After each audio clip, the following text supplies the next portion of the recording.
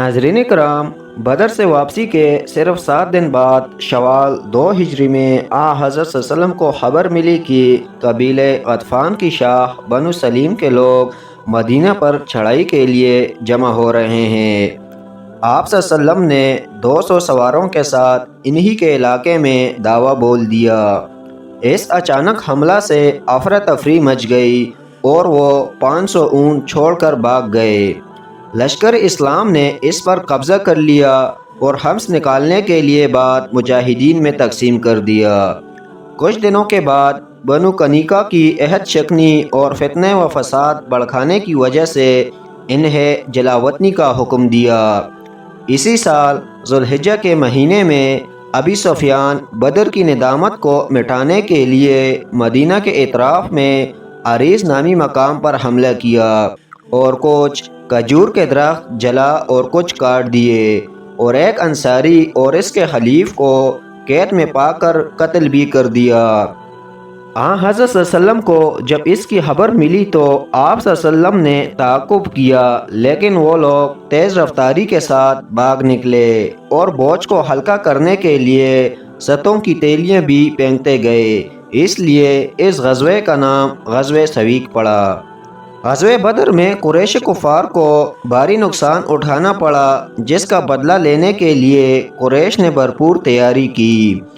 अबू सुफियान ने कुरैश से उस तिजारती मुनाफा को जंग में इस्तेमाल करने का मशवरा दिया जो ग़ज़वे बदर के मौके से वो लेकर आया था।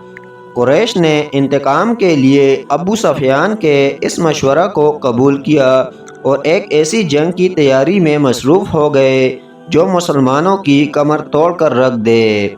साल पूरा होते होते कुरैश की तैयारियां मुकम्मल हो गई और कुरैशियों के अलावा इनके खलीफों और अहाबीश बनु कनाना और बनु हज़ा के वो लोग जिन्होंने मक्का हुबशी नामी पहाड़ी के नज़दीक इकट्ठे होकर अहद किया था कि इनको मिलाकर जंगजुओं की तादाद 3000 तक जा पहुंची। उन्होंने औरतों को भी अपने साथ रख लिया ताकि इज़्ज़त व नामूस की हिफाजत का जज्बा रजूई कर पीछे लौटने का ख्याल तक न आने दे। नाज़रीन कराम, हज़रत अब्बास रज़ियल्लाहु ताला अन्हा कुरैश की सारी नकल व हरकत का बगौर मुताला करते रहे और जो ही कुरैशी लश्कर मदीना के लिए हरकत में आई, इन्होंने एक ख़त लिखकर तेज़ रफ्तार कासद के ज़रिए हज़रत सल्लल्लाहु अलैहि वसल्लम को इत्तला भिजवाई। इस खबर के पहुँचते ही सहाबा कराम ने नागहानी हमला से बचने के लिए मदीना के रास्तों पर तलाया गर्दी शुरू कर दी और हमा वक्त हथियार बंद रहने लगे। फिर आप सल्लल्लाहु अलैहि वसल्लम ने दिफाई हिकमती अमली के लिए सहाबा से मशवरा फरमाया। मशवरा में आखिरी फ़ैसला ये तय हुआ कि मदीना से बाहर निकलकर खुले मैदान में मारका आराई की जाए। आप सल्लल्लाहु अलैहि वसल्लम ने 1000 जमीयत के साथ मदीना से निकले और शहान नामी मकाम पर पहुंचकर लश्कर का मुआयना फरमाया और जो कम सिन थे इन्हें वापस फरमा दिया। शाम होने की वजह से यहीं पर आप सल्लल्लाहु अलैहि वसल्लम ने शबी बाशी फरमाई, अलबत्ता 50 सहाबा को मुंतखब फरमा कर निगरानी पर मामूर फरमाया। सुबह सादिक से पहले ही यहाँ से कूच फरमाया और शूत नामी मकाम पर नमाज फ़जर अदा फरमाई। यही अब्दुल्ला बिन उबी की मुनाफ़क़त खुल कर ज़ाहिर हुई और उसने ये कहकर मोहम्मद सल्लल्लाहु अलैहि वसल्लम मेरी राय पर अमल नहीं किया, अपने 300 हमराहियों को लेकर अलहदा हो गया। शायद उसकी गर्ज ये थी कि ऐन मौका पर मुसलमानों के अंदर कुलबुली मच जाए और मुशरिकीन को फ़ायदा हासिल हो जाए। अब हजूर सल्लल्लाहु अलैहि वसल्लम बाकी 700 लोगों के साथ ओहद की घाटी में पहुँचे और वही लश्कर का कैंप लगवाया। फिर लश्कर की तरतीब व तंजीम फरमाई और सबसे पहले 50 माहिर तीर अंदाज़ों को मुंतखब करके वादी कनाता के जनूबी किनारे पर वाक़या एक छोटी सी पहाड़ी जिसे जबल रुमाता कहा जाता है पर मुतय्यन फरमाया ताकि दुश्मन का लश्कर इधर से हमला आवर ना हो सके और उन्हें हुक्म दिया कि ख्वा कुछ भी हो जाए तुम अपनी जगह से ना हटना। इसके बाद लश्कर की सफ़बंदी की और राह खुदा में जानबाजी और शहादत पर वाज फरमाया। مشرکین نے بھی ترتیب قائم کی۔ پھر دونوں فوجیں آمنے سامنے آئی اور مشرکین کی طرف سے طلحہ بن ابو طلحہ عبدری، جسے مسلمان لشکر کا مینڈا کہا کرتے تھے، دعوت مبارزت دیتے ہوئے نکلا۔ حضرت زبیر رضی اللہ تعالی عنہ تیزی سے لپکے اور مہلت دیے بغیر اس کے اونٹ پر جا چڑھے، پھر اسے لے کر کودے اور اس کو ذبح کر ڈالا۔ یہ منظر دیکھ کر آپ صلی اللہ علیہ وسلم نے فرت مسرت سے نعرے تکبیر بلند کی۔ اب عام حملہ شروع ہو گیا۔ مسلمان کفن بردوش مشرکین مکہ کی صفیں الٹتے اور آگے بڑھتے جا رہے تھے۔ شیر خدا حضرت حمزہ رضی اللہ تعالی عنہ حقیقتاً شیر نر بنے ہوئے تھے، بڑے سے بڑا بہادر بھی ان کے سامنے ٹک نہیں پاتا تھا۔ انہوں نے جنگ بدر میں بھی کارہائے نمایاں انجام دی تھی۔ جنگ بدر میں انہوں نے جبیر بن معطم کے چاچا تومیہ بن عدی کو واصل جہنم کیا تھا، لہٰذا جبیر بن معطم نے اپنے غلام وحشی بن حرب کو حضرت حمزہ رضی اللہ تعالی عنہ کے قتل پر مأمور کیا اور کہا کہ اگر انہیں قتل کر دو تو تمہیں آزاد کر دیا جائے گا۔ ناظرین کرام، وحشی ایک ماہر نیزہ باز تھا جو اس جنگ میں صرف انہیں کو قتل کرنے کے لیے شریک ہوا تھا۔ وہ مسلسل اسی طاق میں رہا اور جب حضرت حمزہ رضی اللہ تعالی عنہ مشرکین مکہ کی صفیں زیر و زبر کرتے ہوئے اس جگہ پر پہنچے جہاں وحشی انہی کے گات میں تھا، وحشی نے نیزہ تول کر انہیں مارا جو ناف کے نیچے پار ہو گیا۔ انہوں نے پلٹنے کی کوشش کی لیکن گر پڑے اور زندہ جاوید ہو گئے۔ اس کے باوجود مسلمانوں کے جنگ کا پلڑا بھاری رہا، یہاں تک کہ مشرکین پسپا ہوتے رہے اور راہ فرار اختیار کرنے لگے اور مسلمان تعاقب میں جٹ گئے۔ ایسے موقع پر جبل رماتا کے تیر اندازوں سے خوفناک غلطی ہوئی، چنانچہ ان میں سے بعض نے یہ سمجھا کہ جنگ ختم ہو چکی ہے اور مسلمان مال غنیمت لوٹنے میں مصروف ہے، اس لیے کچھ وہاں سے مال غنیمت لوٹنے کے لیے اتر پڑے۔ حضرت خالد بن ولید گویا اسی طاق میں تھے، انہوں نے پیش قدمی کرتے ہوئے باقی ماندہ تیر اندازوں کو شہید کر ڈالا اور پشت سے مشرکین مکہ کے تعاقب میں مصروف مسلمانوں پر اس طرح حملہ کیا کہ جیتی ہوئی بازی ہار میں تبدیل ہونے کے قریب پہنچ گئی۔ شکست خوردہ مشرکین کی ہمت جمع ہو گئی اور وہ اپنی ساکھ کی بقا کی جنگ میں مصروف ہو گئے۔ مسلمان مکمل طور پر مشرکین کے نرغے میں آ گئے۔ خود مسلمانوں کو سمجھ میں نہیں آ رہا تھا کہ کیا کریں۔ اتنے میں کسی کافر نے یہ خبر اڑا دی کہ محمد صلی اللہ علیہ وسلم قتل کر دیے گئے۔ اس خبر سے بہت سارے مسلمانوں کے رہے سہے حوصلے بھی ٹوٹ گئے۔ بالآخر آپ صلی اللہ علیہ وسلم کی آواز پر مسلمان جمع ہوئے، لیکن تب تک آپ صلی اللہ علیہ وسلم کے گرد کئی جانباز شہید اور خود حضرت صلی اللہ علیہ وسلم زخمی ہو چکے تھے۔ پھر آپ صلی اللہ علیہ وسلم نے مشرکین مکہ کے حصار کو ناکام بناتے ہوئے گاڑی کے اس حصے کی طرف بڑھنے لگے جہاں کیمپ لگوایا تھا، اور ہزار رکاوٹوں کے باوجود صحابہ کی ایک جماعت کے ساتھ خود بھی اپنے کیمپ میں پہنچے اور دیگر صحابہ کے لیے بھی راستہ ہموار کر دیا۔ نیچے کفار مکہ مسلمان شہداء کے ناک کان کاٹنے لگے اور مکہ کے لیے واپسی کی تیاری کرنے لگے۔ قریش کی واپسی کے بعد مسلمان اپنے زخمیوں اور شہیدوں کی طرف متوجہ ہوئے۔ خود حضرت صلی اللہ علیہ وسلم بھی ان کے معائنہ کے لیے نکلے۔ شہداء کے بارے حکم دیا کہ ان کے ہتھیار اور بوستین اتار لیے جائیں اور غسل کے بغیر انہیں دفنا دیا جائے۔ حضرت حمزہ رضی اللہ تعالی عنہ کی حالت دیکھ کر سخت غمگین ہوئے، پھر حضرت عبداللہ بن حبش کے ساتھ دفن کرنے کا حکم فرمایا۔ وہ آپ صلی اللہ علیہ وسلم کے بانجے بھی تھے اور رضائی بھائی بھی۔ شہداء کی تدفین کے بعد آپ صلی اللہ علیہ وسلم نے مدینہ کا رخ فرمایا اور 7 شوال بروز شنبہ سن 3 ہجری کو سرشام مدینہ پہنچے۔ غزوہ احد میں تقریباً 70 مسلمان شہید ہوئے، جن میں اکثریت انصار کی تھی۔ مہاجرین میں صرف 4 صحابہ نے جام شہادت نوش فرمایا۔ ناظرین کرام، سفر 4 ہجری میں عزل وقارہ کے کچھ لوگ حضور صلی اللہ علیہ وسلم کے خدمت میں حاضر ہوئے اور کہا کہ ہمارے یہاں اسلام کا کچھ چرچا ہے، لہٰذا آپ قرآن پڑھانے اور دین سکھانے کے لیے کچھ لوگوں کو روانہ فرمائیں۔ آپ صلی اللہ علیہ وسلم نے 10 لوگوں کو ان کے ہمراہ کر دیا۔ جب یہ لوگ رابغ اور جدہ کے درمیان قبیلہ حذیل کے رجی نامی چشمے پر پہنچے تو عذر وقارہ کے لوگوں نے غداری کی اور بنو لحیان کو ان کے پیچھے لگا دیا، جن کے 100 تیر اندازوں نے ان کو گھیر لیا اور ان پر تیر برسائے، جس کے نتیجے میں 7 افراد شہید ہو گئے۔ باقی 3 لوگوں سے عہد کیا تھا کہ ہتھیار ڈالنے پر تمہیں کچھ نہیں کہا جائے گا، لیکن ہتھیار ڈالنے کے بعد ان لوگوں نے بد عہدی کی اور انہیں اپنی کمانوں کی تان سے باندھ لیا۔ اس بد عہدی کو دیکھ کر ایک صحابی نے جانے سے انکار کر دیا تو انہیں وہی قتل کر دیا، جبکہ 2 صحابی حضرت حبیب اور حضرت زید بن دسنہ رضی اللہ تعالی عنہ کو مکہ لے جا کر بیچ دیا۔ ناظرین کرام، اسی مہینے میں ایک اور جان کا وہ حادثہ پیش آیا۔ ابو برا عامر بن مالک حضرت صلی اللہ علیہ وسلم کی خدمت میں حاضر ہوا۔ آپ صلی اللہ علیہ وسلم نے اسے اسلام کی دعوت دی۔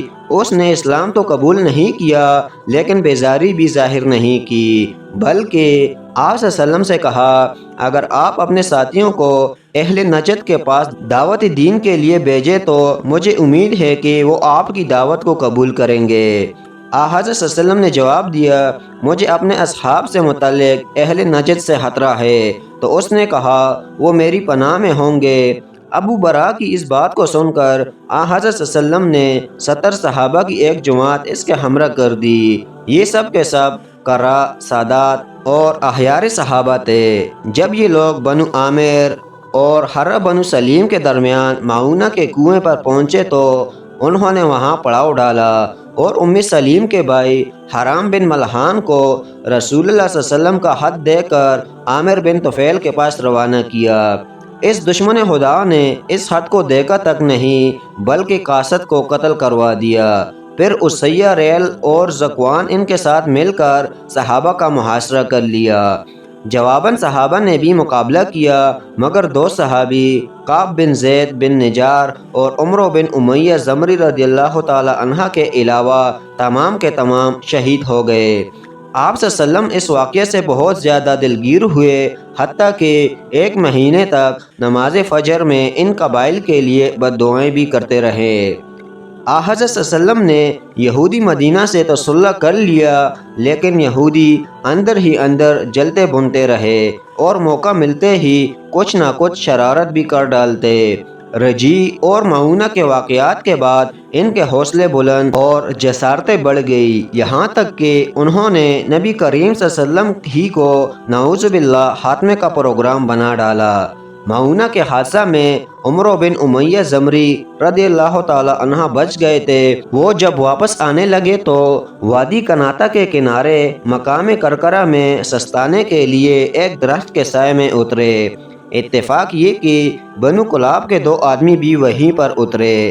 جب وہ بے خبر سو گئے تو انہوں نے اپنے ساتھیوں کا بدلہ کے طور پر دونوں کا کام تمام کر دیا۔ جب مدینہ پہنچ کر آپ صلی اللہ علیہ وسلم کو بتایا تو آپ صلی اللہ علیہ وسلم نے فرمایا ان کی دید ہم پر لازم ہے کیونکہ ان کے پاس رسول اللہ صلی اللہ علیہ وسلم کا عہد تھا۔ حضرت صلی اللہ علیہ وسلم انہی مقتولین کی دیت میں تعاون کی بات چیت کے لیے یہود کے پاس گئے کہ وہ آپ صلی اللہ علیہ وسلم کے حلیف تھے۔ انہوں نے جواب میں یقین دلایا لیکن باہر جا کر آپ صلی اللہ علیہ وسلم پر پتھر گرا کر آپ صلی اللہ علیہ وسلم کو ختم کرنے کا منصوبہ بندی کرنے لگے۔ حضرت جبرائیل علیہ السلام نے اس کی خبر آپ صلی اللہ علیہ وسلم کو دی تو آپ صلی اللہ علیہ وسلم وہاں سے اٹھ کر مدینہ آ گئے اور محمد بن مسلمہ کو بنو نذیر کے پاس مدینہ سے نکل جانے کا نوٹس دے کر روانہ فرمایا۔ یہ لوگ جلاوطنی کی تیاری کرنے لگے کہ منافقوں کا سردار عبداللہ بن ابی نے حکم کی خلاف ورزی پر اکسایا، جس کے نتیجے میں بنو نذیر کے سردار حی بن اخطب نے جوابی پیغام یہ بھیجا کہ ہم اپنے ہی دیار میں رہیں گے، آپ کو جو کرنا ہو کر لیں۔ یہ یہود کی طرف سے غداری تھی، چنانچہ آپ صلی اللہ علیہ وسلم نے بنو نذیر پر حملہ کرنے کا حکم دیا۔ بنو نذیر کو اپنے مضبوط قلعوں پر ناز تھا، چنانچہ وہ قلعہ بند ہو گئے۔ آپ صلی اللہ علیہ وسلم نے 15 دنوں تک ان کا محاصرہ کیا اور ان کے باغوں کو کاٹنے اور جلانے کا حکم دیا۔ بلا آخر بنو نذیر مجبور ہو کر اور امن کے خواستگار ہوئے۔ آپ صلی اللہ علیہ وسلم نے انہیں مدینہ خالی کرنے کے لیے 10 دن کی مہلت دی اور آلات حرب و ضرب کے علاوہ جس قدر سامان لے جا سکتے ہوں لے جائیں۔ بنو نذیر کے اکثر افراد خیبر میں جا کر مقیم ہو گئے، جبکہ کچھ دیار شام کی طرف روانہ ہو گئے۔ یہ ربیع الاول 4 ہجری میں پیش آیا۔ ناظرین کرام، بنو نذیر کی جلاوطنی کے کچھ ماہ بعد ماحول پرسکون رہا۔ پھر جمادی الاول کے ابتدائی دنوں میں حضرت صلی اللہ علیہ وسلم کو یہ اطلاع ملی کہ بنو محارب اور بنو ثعلبہ جنگ کے لیے تیاریاں کر رہے ہیں۔ حضرت صلی اللہ علیہ وسلم 400 صحابہ کرام رضی اللہ تعالی عنہ کے ہمراہ نجد کی طرف روانہ ہوئے، لیکن آپ صلی اللہ علیہ وسلم کی آمد سن کر وہ پہاڑوں میں بھاگ گئے۔ اس غزوے کو غزوات ذات الرقاع کہا جاتا ہے۔ رقاعی چتیڑوں کو کہا جاتا ہے۔ چلتے چلتے صحابہ کرام رضی اللہ تعالی عنہ کے پیر زخمی ہو گئے تھے، جس سے انہوں نے پیروں پر چتیڑے باندھے۔ اسی وجہ سے اس غزوے کو غزوہ ذات الرقاع یعنی چتیڑوں والا غزوہ کہا جاتا ہے۔ ناظرین کرام، قبیلہ حذا کا ایک خاندان بنو المستلق کہلاتا تھا۔ یہ خاندان مدینہ سے 9 منزل دور مقام مرصی میں آباد تھا۔ چونکہ یہ پورا قبیلہ قریش کا حلیف اور دوست تھا، اس لیے بنو المستلق کے سردار حارث بن ابی ضرار نے قریش کا اشارہ پا کر مدینہ پر چڑھائی کرنے کی تیاریاں شروع کی۔ حضرت صلی اللہ علیہ وسلم کو جب اس کی خبر پہنچی تو مزید تحقیق کے لیے حضرت زید بن حصیب رضی اللہ تعالی عنہ کو روانہ کیا۔ انہوں نے آ کر خبر کی تصدیق کی۔ آپ صلی اللہ علیہ وسلم نے صحابہ کرام رضی اللہ تعالی عنہ کو تیاری کا حکم فرمایا اور تیز رفتاری کے ساتھ چل کر اچانک ان پر حملہ کر دیا، جس کی وہ تاب لا نہ سکے۔ 10 آدمی مارے گئے، باقی سب گرفتار ہوئے۔ گرفتار ہونے والوں میں سردار حارث کی بیٹی جویریہ بھی تھی۔ اس نے آپ صلی اللہ علیہ وسلم سے آ کر کہا، میری بیٹی کنیز نہیں بن سکتی، اسے آزاد کر دے۔ آپ صلی اللہ علیہ وسلم نے فرمایا، کیا یہ بہتر نہ ہوگا کہ اس معاملے کو اس کی مرضی پر چھوڑ دیا جائے؟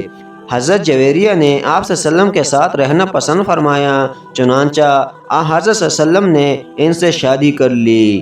ناظرین کرام، سن 5 ہجری کا واقعہ ہے۔ مخبر نے اطلاع دی کہ کفار عرب کی ایک بڑی تعداد 10,000 مدینہ پر حملہ کرنے والے ہیں، جس کے سامنے مسلمانوں کی معمولی جمعیت 3,000 حس و خشاک کی طرح بہہ جائے گی۔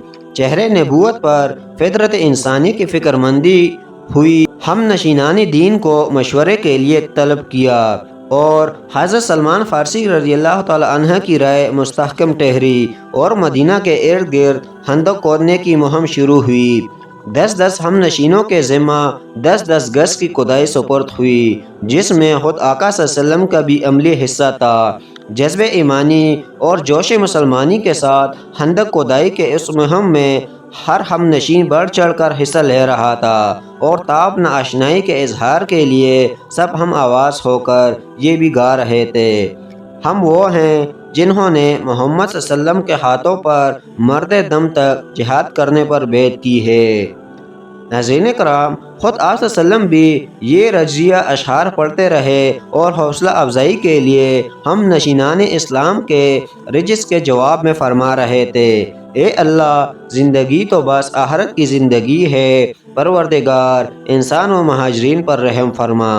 ناظرین کرام، خندق کھدائی کے اس مہم کے دوران جانثاران اسلام کو صبر و شکیبائی کے ساتھ امتحان سے گزرنا پڑا۔ ایک جانب مدینہ کے جاڑے کی راتیں تھی اور دوسری جانب 3 دن کا فاقہ، لیکن ان سرد راتوں اور 3 دنوں کی فاقہ کشی کی حیثیت سرفروش شان اسلام کے جذبہ ایمانی اور جوش مسلمانی کے سامنے سریر مرگ پڑی ہوئی اور بوڑھی مریضہ سے زیادہ نہ تھی۔ چنانچہ 7,500 فٹ کی طویل خندق، جس کی گہرائی 10.5 فٹ اور چوڑائی 13.5 فٹ تھی، حضرت موسیٰ بن عقبہ کے قول کے مطابق یہ کھدائی کا کام 20 دنوں میں اور علامہ سہمودی رائے کی مطابق 6 دنوں میں پایہ تکمیل کو پہنچی۔ کھدائی کے اس مہم کے دوران جانثاران اسلام اور آقائے نامدار نے بھوک کی شدت کو دبائے رکھنے اور پیٹ کی آگ کو ٹھنڈی رکھنے کے لیے اپنے اپنے پیٹ پر پتھر باندھ لیے تھے، لیکن تاپ کے جب آتشی بھوک کسی طرح سرد نہ ہوئی اور برداشت و تحمل کا پیمانہ لبریز ہو گیا، بعض صحابہ آپ صلی اللہ علیہ وسلم کی خدمت میں شکوہ کنا ہوئے اور پیٹ سے کپڑے پھاڑ کر بندھے ہوئے پتھر دکھا دیے۔ آپ صلی اللہ علیہ وسلم نے ان کی حالت دیکھ کر ان کی تسلی کے لیے اپنے پیٹ سے کپڑا ہٹا کر دکھایا۔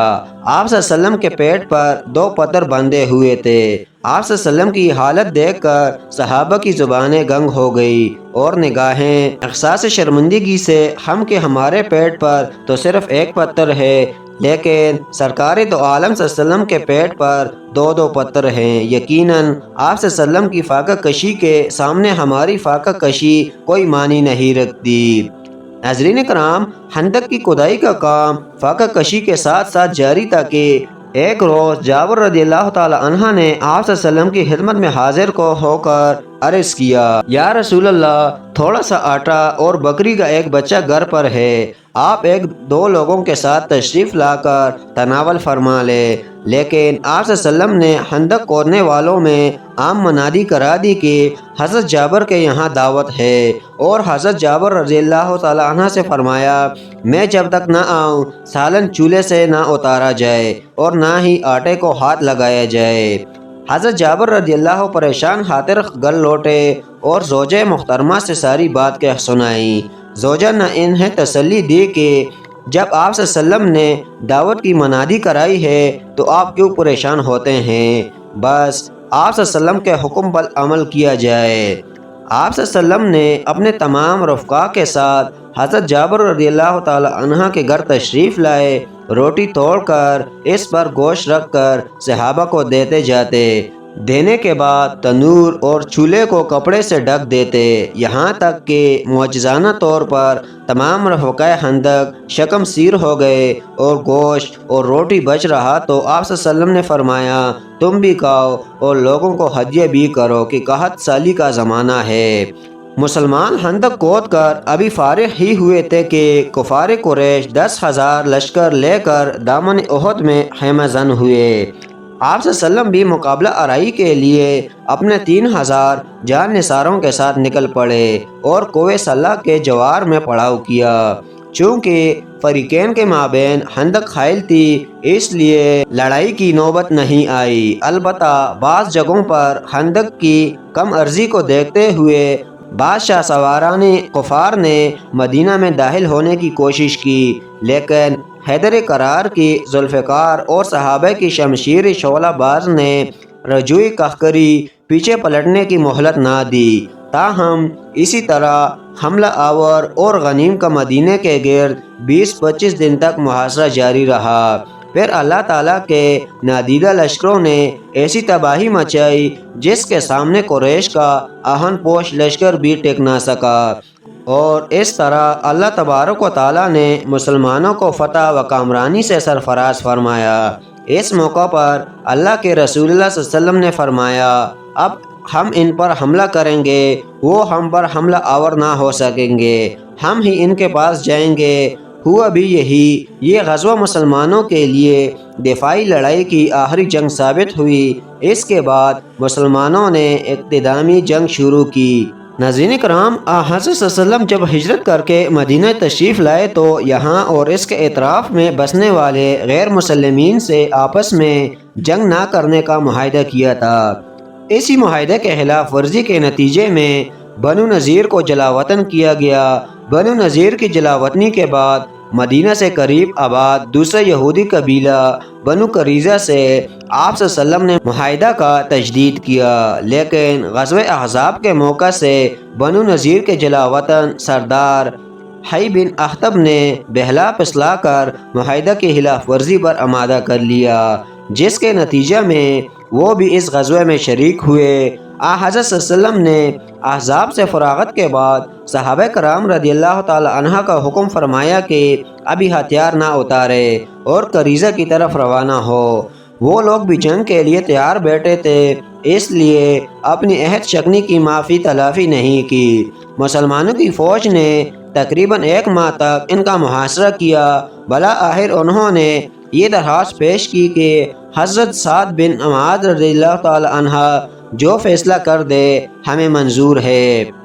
حضرت سعد رضی اللہ تعالی عنہ نے تورات کے مطابق یہ فیصلہ فرمایا کہ لڑنے والے قتل کیے جائیں، عورتیں اور بچے قید ہوں، اور مال و اسباب کو مالی غنیمت قرار دیا جائے۔ اس فیصلہ کی تکمیل کی گئی اور اس طرح معاہدہ کی خلاف ورزی کرنے والے بنو قریظہ کا خاتمہ ہوا۔ آپ صلی اللہ علیہ وسلم نے اپنے آزاد کردہ غلام زید کو متبنی لے پالک بنا لیا تھا، جس کا تصور زمانہ جاہلیت میں حقیقی بیٹے کا تھا۔ حضرت صلی اللہ علیہ وسلم نے ان کے ساتھ اپنی پھوپھی ذات بہن زینب کا نکاح کرایا تھا، لیکن ان دونوں میں نبھ نہیں سکی اور طلاق واقع ہو گئی۔ اب آپ صلی اللہ علیہ وسلم نے متبنی کے سلسلے میں حقیقی بیٹے کے تصور کو ختم کرنے کا ارادہ فرمایا اور اس کے پیش نظر حضرت زینب رضی اللہ تعالی عنہا سے نکاح فرمایا۔ یہ واقعہ بھی سن 5 ہجری میں پیش آیا۔ ناظرین کرام، سیرت النبی کا واقعہ ابھی جاری ہے۔